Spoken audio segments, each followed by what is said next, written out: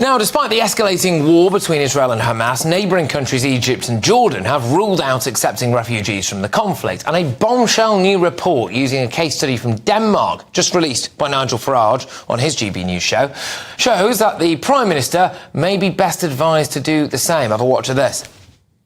In 1992, Denmark gave refuge to 321 Palestinians.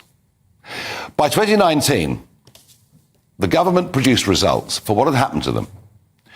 64% of those that had been given refuge had obtained criminal records. 34% of their children had obtained criminal records. And bear in mind, many of the children hadn't yet grown up. And the vast majority were living on welfare. That particular influx of refugees that went in to Denmark proved to be a mistake and a complete disaster.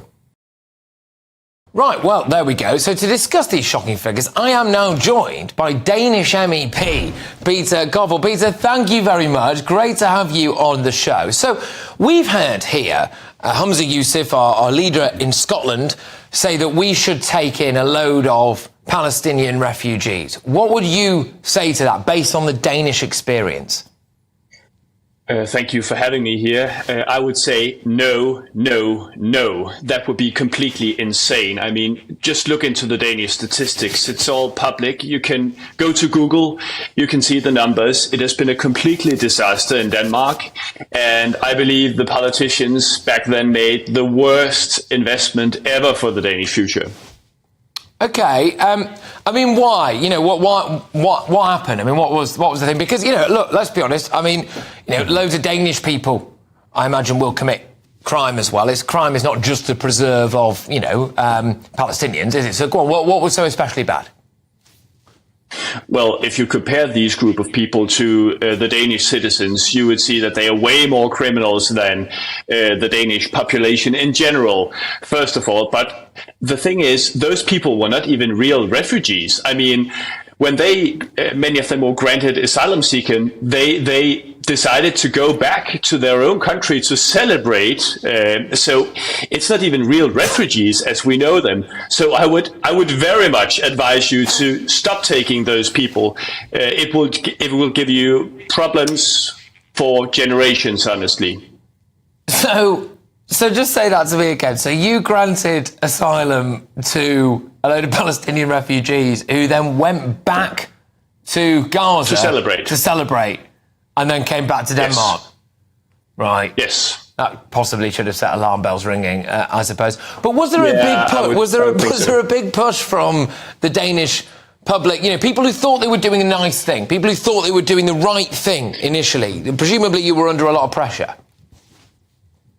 This was a case where the government, the authorities were under huge pressure from a party called the Radical Left and the Socialistic People's Party. So imagine the debate back then in the 90s. If you warned against these people, if you said, well, they could be way more criminal than a regular Danish person, you would be called a racist. You might even have lost your job. So it was quite difficult back then, but today I believe that not even the Social Democrats would do anything as stupid as back in the 90s. Well, you'd be surprised, because we have a chap in charge of the Scottish National Party who is very keen to do exactly that by the sounds of things. Let me just ask this, Peter, to you and say, hey, you know, maybe this was down to the poor socio-economic circumstances of them moving to Denmark, that they had to resort to crime in order to pay their way. They weren't given opportunities. It was an inevitability. No, I would say that Denmark is a Scandinavian welfare state that will feed everybody coming here. So if you are not able to have success under these circumstances, you would never have success anywhere in the world.